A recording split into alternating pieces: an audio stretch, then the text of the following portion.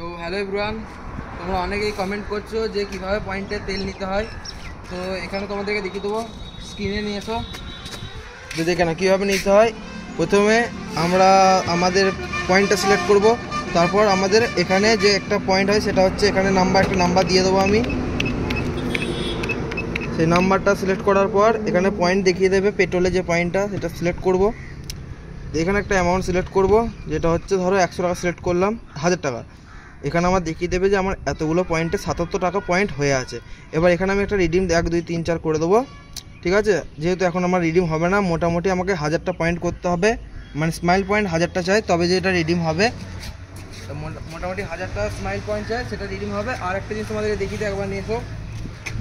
এখন একটা অফার চলছে, যেটা হচ্ছে ভাউচারে যাদের ভাউচার পড়ছে সে ভাউচারে ক্লিক করার পর নাম্বারটা দিয়ে দেবো।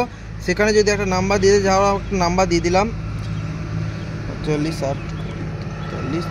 এরপর এখানে দেখো যদি হতো তাহলে এটা দেখিয়ে দিত যে ভাউচার আছে। তো চলো টাটা।